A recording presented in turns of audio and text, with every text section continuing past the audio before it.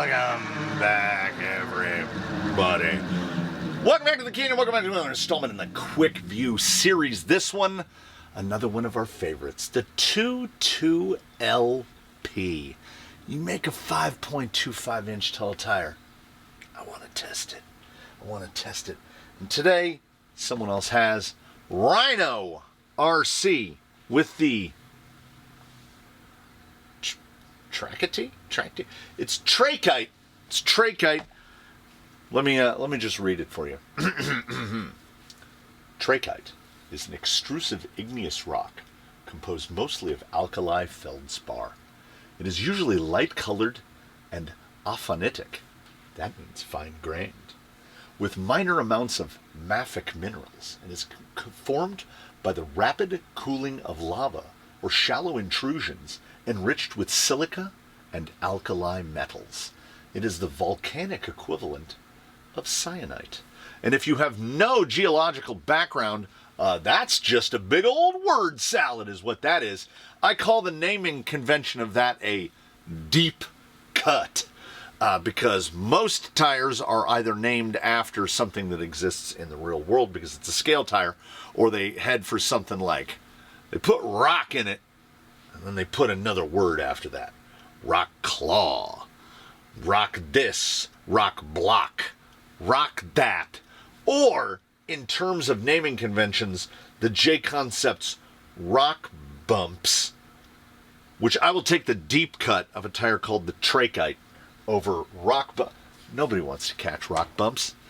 I mentioned to my youngest kid, I was like, yeah, I just tested a tire this morning, and J-Concepts named it the rock bumps.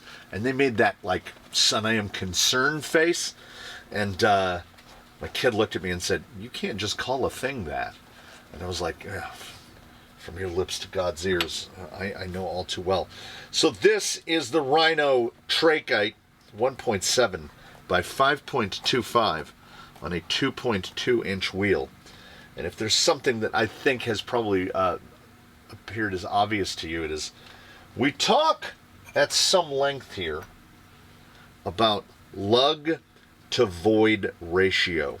Establishing a correct lug to void ratio is going to vary honestly, truly, and genuinely from tire to tire, because the thickness of the carcass is bonded. It is like this together with the compound. The compound and the thickness of the carcass, they go together. If your compound is super sticky and super flexible and malleable, you're going to want to make the carcass thicker to accommodate that compound. If your compound is robust, you can get away with making your carcass thinner to allow that tougher compound to manipulate. And these are also working tacitly, perhaps, in concert with the orientation of the lug.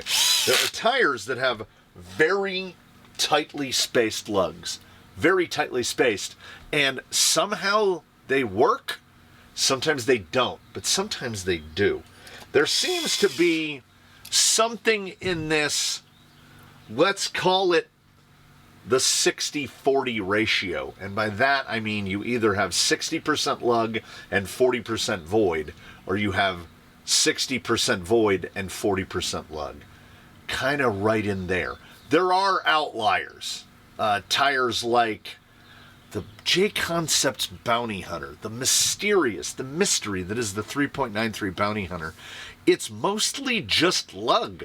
There's almost no void at all, and for some reason it works. Pin tires almost exclusively fall into that 60 one way or 40 the other. And the same can be said for tires that are of a hieroglyphic nature. I would say that a direct competitor to this would be, this is a 525 megalithic. And you can see there is significantly less lug. There's probably 20% less lug on this than there is on here. And I would say that this is about a 40% lug, 60% void. This has got to be like a 20%, 25% lug, 75% void. It is certainly one that stands out as a ratio of lug to void that I have not seen before. That is a lot of void. We are using it on the included insert. The carcass is ribbed, sort of. They're like octagon shapes on the inside. They might be hexagons. And there's like 2 belt lines that run down the middle. But this compound is so sticky and so malleable that I don't think that those ribs and belts do anything other than attempt to make the carcass thicker in sections so it's less likely to rip. We noticed this when testing the Mosas in both 1.9 and 2.2, that their compound is very gummy, very taffy-like, but it doesn't really translate that into as much stickiness as we would anticipate traction-wise. Very something akin to Vanquish Red. Like there might not be the perfect agreement of compound and composition. The carcass is either, like in Vanquish's case, far too thin for the compound, or there's too much tread block or too little tread block. There's a lot of ways to trip, stumble, and fall down when designing a tire. 130, which is 5.1, so the same height as the Vanquish keeps coming up. The Geolander XMT was also 5.1. So not an actual 5 1/4. We would have to be out at about 135. Width-wise, a little 46. I would say 46, just a hair over 1 3/4. So a little wider than stated and a little shorter than stated. And they're kind of, the foam is sitting a little off. They feel good in the hand, but we have learned that unless you know the compound to be capable from prior experience, and it's just been remolded in a different pattern, it's all question mark. It's question marks all the way down, and that definitely applies here to this offering from Rhino, the Trachyte, which honestly is kind of fun to say. I don't know if I'll have any other instance to include it. So J Concepts, for whatever reason, they named a tire the Rock Block. Rock Block? Rock Block's a pretty good name. Do you know what we like? Do you know what we like with our mouths? Alliteration. Crawler Canyon. It's got that hard sound. It rolls. We like sounds like that. I like Rock Block. It rolls. You know what I don't like? Rock Bumps. Try to say rock bumps. Your mouth has to like take a hard right turn in the middle. I said they could have named that tire anything. They could have named it Trachyte and would be all right with it. Like the J Concept Stalactite would be a pretty cool name. Stalagmite. I said they could have named that tire the Rock Knocker and I would feel better about it. And the kid went, you know what? Rock Knocker's a pretty good name. It is a pretty good name. So I'm not hacking on the Trachyte. It'll stick with you.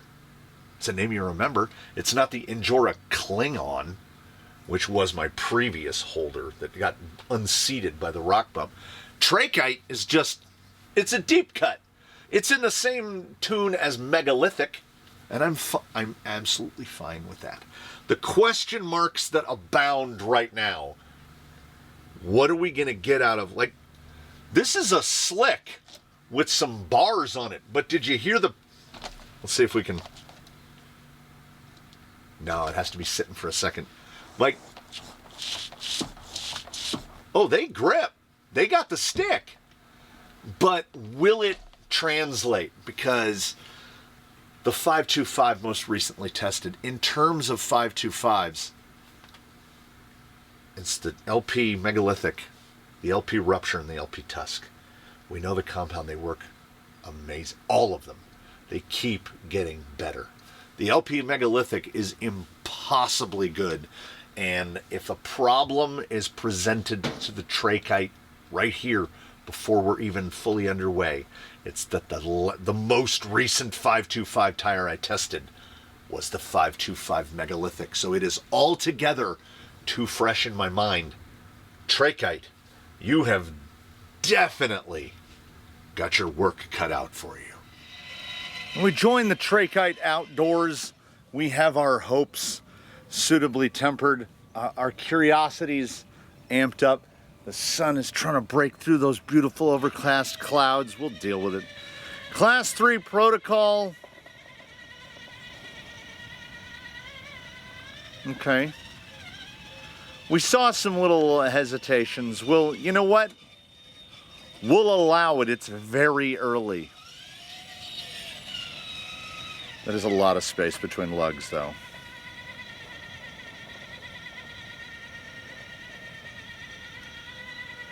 It's like throwing a key into a lock. Like you throw it, and it just goes into the lock. There are moments where, despite having the underdrive, overdrive split, and all those other little things, there are moments where all 4 tires line up in a way that you don't want them to. There is definitely such a thing as too much gap between lug. Doesn't appear to harm turning circle at all. It just, they are hunting and pecking. A hieroglyphic lug will get you so far. The problem I'm seeing is basically the exact problem that I thought I was going to see, which is there's so much space between them. If you were on a higher grip surface, I don't think it would present itself as much.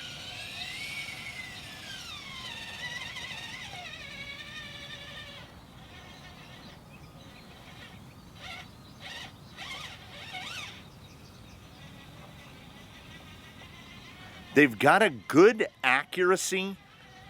They're reasonably responsive. There's just, and your weight bias, a lot of factors are going to combine here to upsies or downsies your score. I feel like, on the one hand, I feel like the score I want to give it for first obstacle is harsh. But then at the same time, this is class 3. Right there. Because of the, get it slower. You can see that judder. Let's see if it'll grab.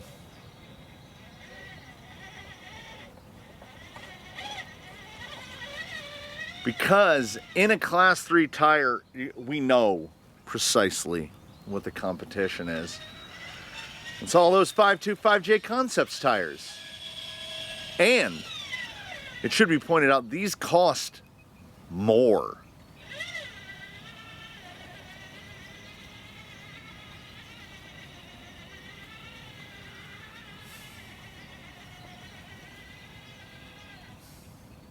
If this were a class 2, I would say probably high 9.6, close enough to round up to a 9.7.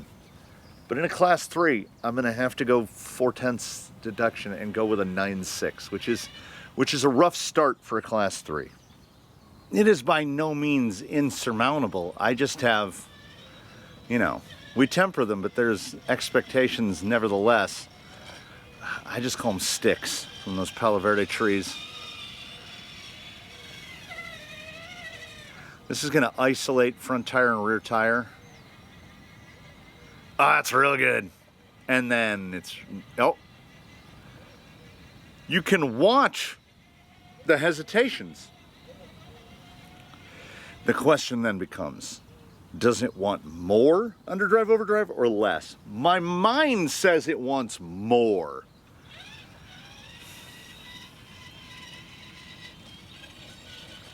We're at around 22%.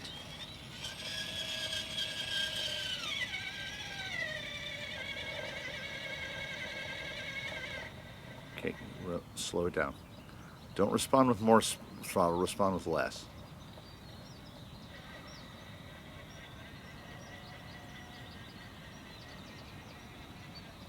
It's getting better. That's also a pretty good foam to tire agreement there. I think that huge amount of empty space needs more split. I wanted to stay in that and see. Oh, that's pretty good. Do you have enough to pull up? Oh, they're really, really quite good at very low speed. I'm coming back around. I'm coming back around.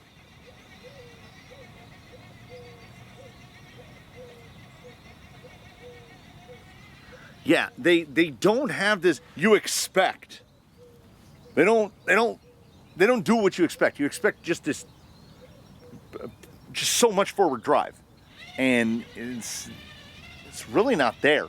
It's more in maneuverability. They feel pretty stable. I want to get one more. I like to try to do this oblique across.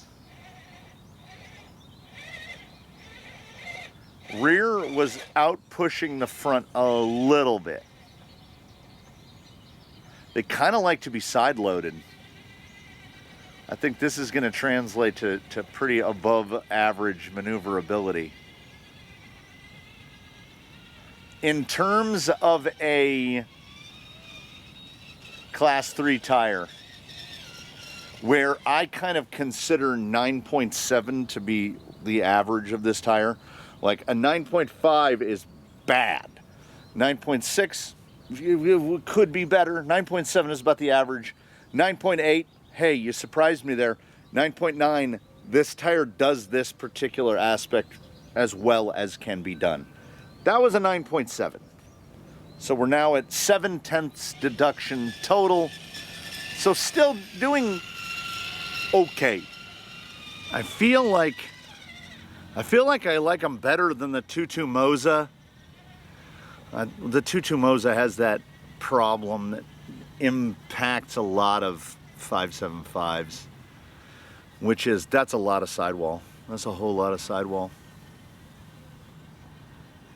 I anticipated more side slide than there was because we have so little in the way of lug.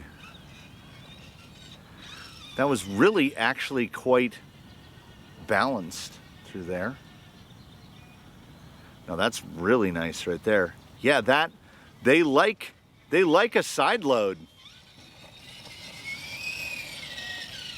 Swinging it. No, this is good. This is a rare one. The Sidehill ability is the best thing we've seen so far, and that is not often said. There was a little moment right here in the middle where we got that right there, that rear lift. See, it's up high, staying high, and then boop, puts it right back down. That's really good. That's really, really good. I'm gonna give it a 10th deduction on that. So 0.8 total. That was an undeniably strong Sidehill performance. That's the best it's done. Now I really want to see how they do at gate 5. See here.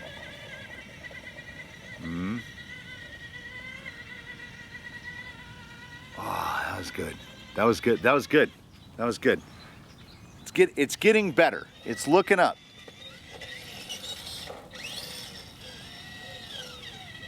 Transition station through the dirt here, so we'll see how they do when they're stickied up. Honestly, kind of bringing them up a little bit in between the wheelbase, and then all of a sudden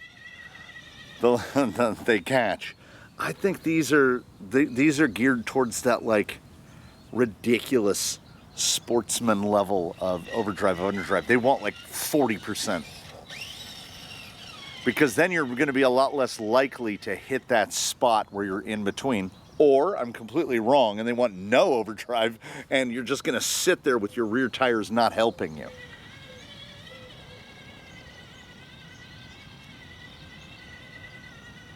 They do not do slip, slide, fall away. What they do is ineffective, grab, go. The rears have not, except in one little instance, the rears have not felt like they were over pushing the fronts.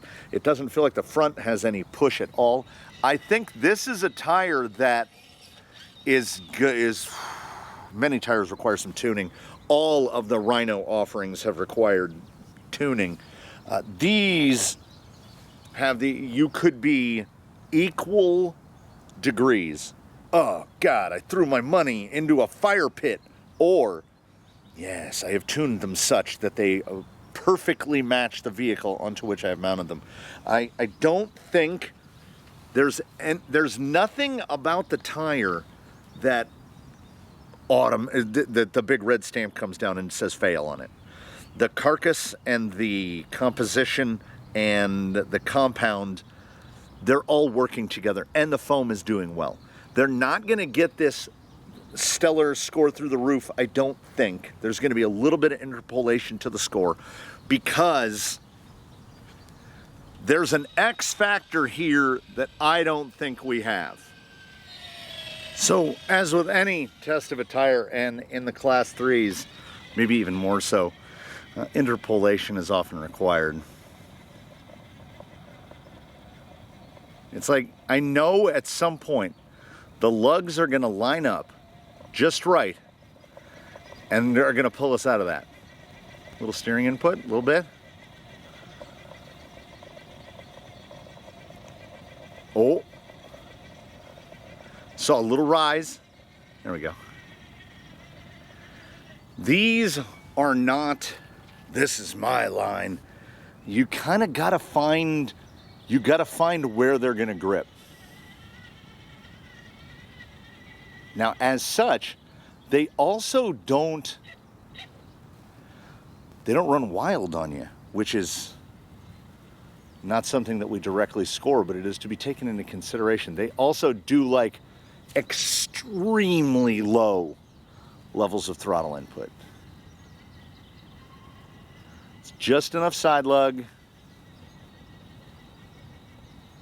You have to sort of train yourself that like they've never felt like they're gonna overdrive you. Like, oh, we're going, just buckle up and climb aboard. You've got to work them through the line. Yeah, see, a little bit more, it was fine, but a little bit more underdrive probably would have been more fine. Additional fineness. Can I pull over that edge? Yeah, you got to use the side lug. Yeah. All right.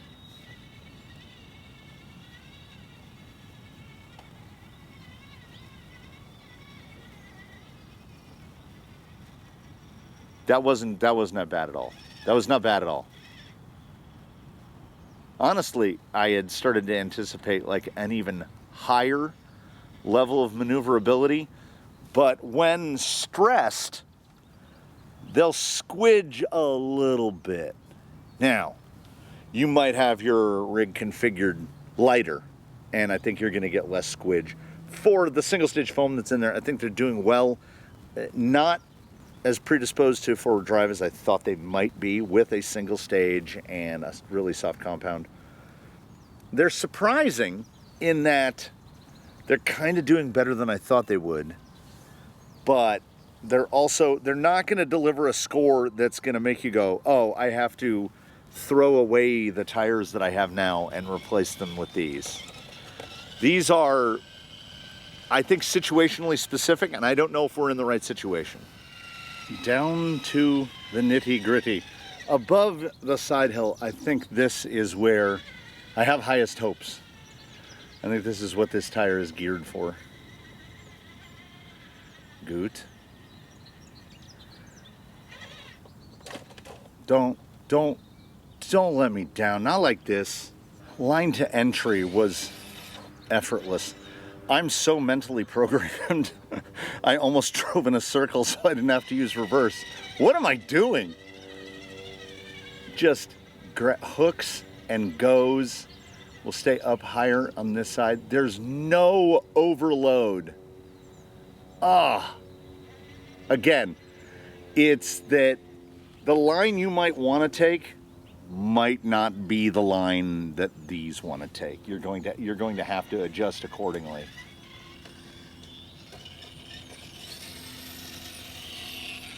It's surprisingly solid. I'd been neglecting to mention we're sitting at 1.4. Net deduction 1.4. Now I want to see. Can we get real low? Okay, that's rail on. We'll get the cage off. Okay. They do a thing, which is many tires, if you get yourself positioned such that all of your load is on one tire, the tire goes, yeah, I tried to help you all I can, but I can't do nothing for you, man. These are not like that. A lot of void, but still, right up there, creeping up that edge, we really loaded driver rear, which is left rear to us here. And like right there, that's driver front doing so much work, but it's gonna get geometrically betrayed. Little nudge. Yeah. And they are super responsive at really, really low levels of throttle, because I think at those very, very low throttle levels, the gap, the void is not as big of a problem then. I'm gonna go 9.8 on there. So 0.2, so giving us to 1.6, which means we're currently sitting at a 98.4, which is still, I mean, if you're above 98, as I said, you're doing really quite good. Even if we pull a standard amount of deductions, I see this tire finishing above a 98. And don't give up on it. If you bought one and you haven't gotten it to quite click, I could understand that.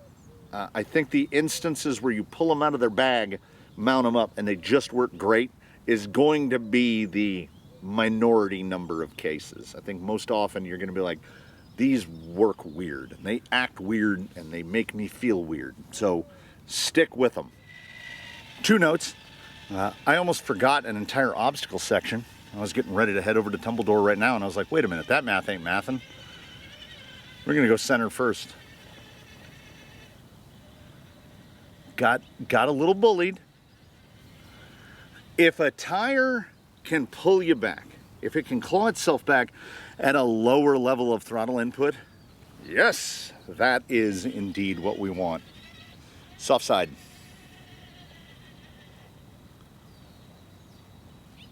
Yeah. This is where it excels. That was really good. A 10th. Sitting on a 10th.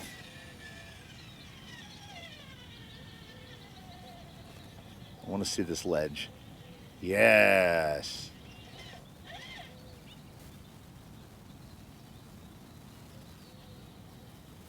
Oh yeah.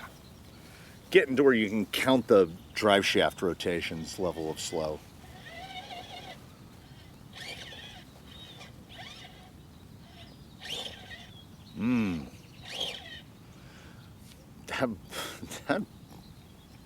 That bump is super flat.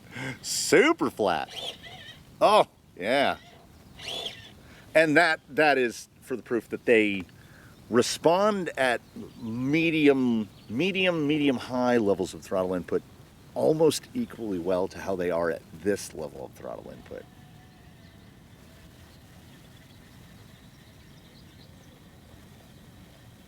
And we get right there. Well, yeah, they're kind of different. Now, we have no directionality of any kind. So it's just the one side is mirrored of the other. So if you get into a situation where you're trying to bump, I ain't gonna do it. They're just gonna shoot in whatever direction they want to go in, and you're gonna be well out of control. Luckily, we can, see, give a little input. Really nice, really nice. Oh man, that's fleas, isn't it? Nope, it flew away. Whatever is trying to bite me, we'll look like just, I guess they're gnats? I don't know what they are. I'm gonna stay at a 10th deduction, so 1.7 total. 2, I'm back on the math, 2 obstacles remaining. Tumble door, and then on to wet. We'll go easy.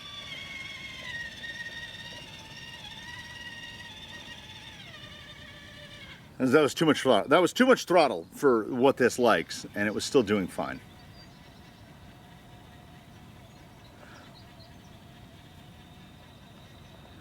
You gotta stay on it. Finding the input level that your rig is gonna like. You've got to collaborate here. This tire isn't just like, whatever you say, boss. It's like, nope, I want to go here. I'm curious as to how that's going to be. When we go up center, when we center cut, excellent on the descent.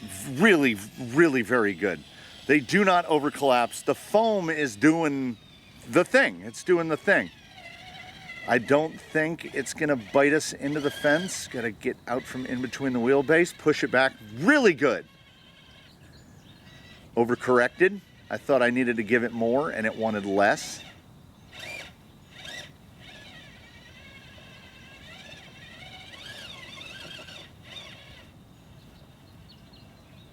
Yeah, see? Couldn't do it with the high speed. It wasn't the line I wanted. It was like, oh, I got this. I'm just not gonna get there the way you think I am. Can we cut back to the side? Yeah.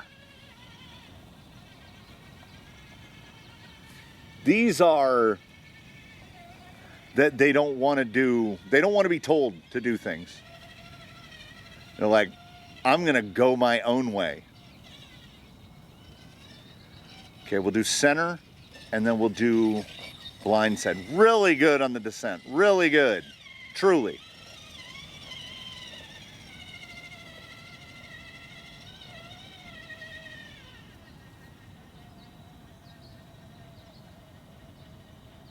Find it. Find it. I think I see where I need to get the rear tire. Yeah, you can stay in it. Yeah. It will really slow your flop. Let's try a hook.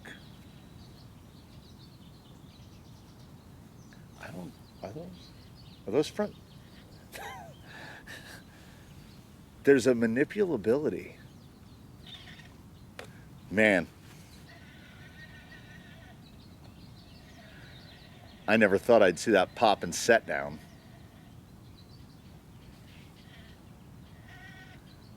Are we gonna prevent the tumble?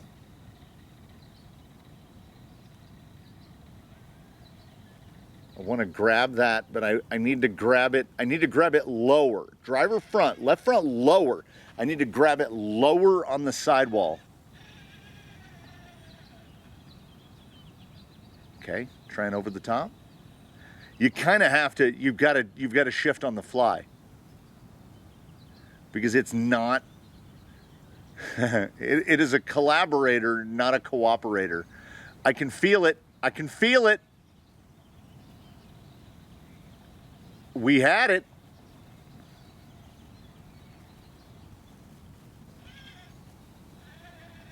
It is like these tires,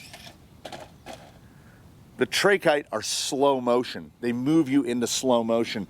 You've got to get way out on the edges before you run out of usable stability. The grip profile is so weird. It will go in the same moment from feeling like I've got it, I don't got it.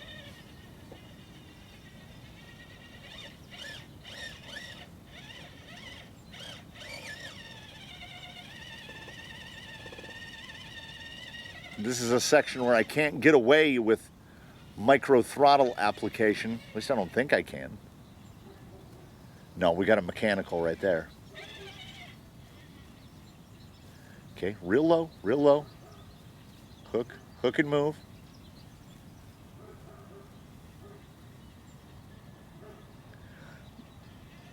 Unlike the instance where we tested the megalithic. And it felt like the megalithic, yeah, the rock bumps more so. The two recent J Concepts offerings both felt like the rock bump would out-pull your geometry.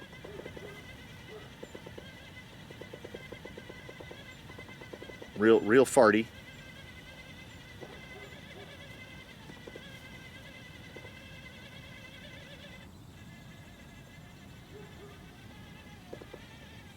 Oh.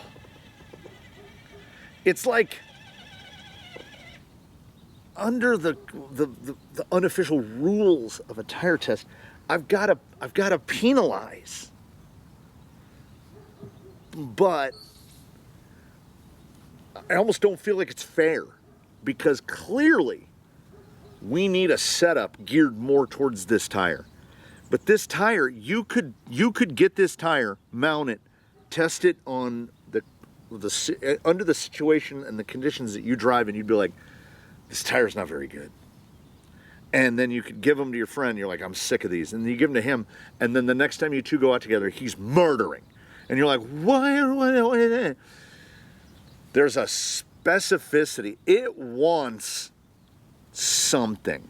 I don't think Wolverine has what it wants. And that is what kind of brings me back to feeling comfortable about deductions to score. Because I'm not 100% about the tire that is like, oh, that's the one, after you've tested it on 12 vehicles. J Concepts with the Scorpio. I would even say the J Concepts hunk kind of falls into that category where you have to be in the right place at the right time, and then you're like, oh. So I'm going to let this tire have an interpolated score based almost entirely off of what it does in the wet, because interpolated is just a 25-cent way of saying manipulated. Because if we were going pure scoring on this, it's like a mid to upper 97. It's like 97.5, 97.6, something like that, which for a class 3 tire is not great. But I do have to take into account factors. This is a sportsman tire, I think. Although when I think sportsman, I tend to think 5.75s. It's a weird one. It's an odd one. Show me no traction reduction. And we're good. So understand that realistically, we would be looking at a 97.5. But I'm going to give it a 98.2 because I think we're not doing what it wants, and this tire wants collaboration. It does not want to cooperate. So that is a 98.2. No, I take it back. I'm looking at the scores now. 97.6. I'll give it a 10th bump. I'm going to give it a 97.6. That's okay. It's rough. Okay. We were going to interpolate, and we are. I came to the end, and this tire could have oscillated halfway between a 97.5 and a 97.6 and a 97.7. It's a 97.6. I want it. I don't know why. They're expensive. I don't know what it was. Something was telling me that give yourself a point of variance. Like, you can fit these to something and probably have really good result at them, but I get this sneaking suspicion that you're going to have to work for it, and that doesn't ruffle all my tail feathers. You know, because we know there's a direct competitor against this, and it's the LP megalithic, which is ridiculous. And if you're going full sportsman, the geologic infection, the rock bumps are a thing. So this tire is tough for me. This tire is really tough. it did well. And if we don't view it under the auspices of purely class 3, if we view this, you're replacing some other 5 1/4 with a 5 1/4, these can do well, but I think they could also have an equal opportunity to do badly. I wanted the scoring, because I lost track of a 1/10 of a point here or there, was either a 97.5 or a 97.7, which puts it in there with the class 1 megalithic, the Baja Claw TTC. I don't know why I'm defending this tire. It's doing well. It is right in the midst of a sea of 1.9s. So it's not quite 525. The Tusk LP is a 98.0. And when I saw that, I cannot reward this tire a higher score than a Tusk LP. I can't buff it. I can't interpolate it to that level. 97.6, I think, is fair, and I think you're legitimately looking at plus or minus 0.6, realistically, maybe even more. I would say plus 0.6. 98.2 is me giving it the benefit of the doubt. I think you could see as low as like a 97.0, depending on what you're set up and where you run on. Maybe higher grip would treat it, well, definitely treat it differently, because in the flat parts of the tread.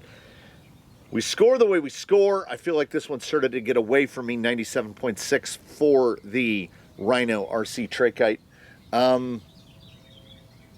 I'm comfortable with it. I'm comfortable with it. We lost the plot a little, and I think we brought it back. Would I recommend it? I don't think that I would, because of that. Unless you like yourself an experiment, because you have to know that in 525s, which are hot, you've got the Tusk, the Rupture, and the Megalithic, and those three. One of those three is gonna dance the dance you want to dance. These are question mark. So take it with all of the required salt granules. While you are considering how much salt you need to ingest, allow me to leave you with this. Thank you so much for joining us here in the canyon today. We look forward to seeing you next time. In between now and then, please one and all do your very best. Have a good one, everybody. We'll see you again from the canyon real soon. RhinoRC Trachyte 97.6, and still to me, after the test is completed, a genuine question mark.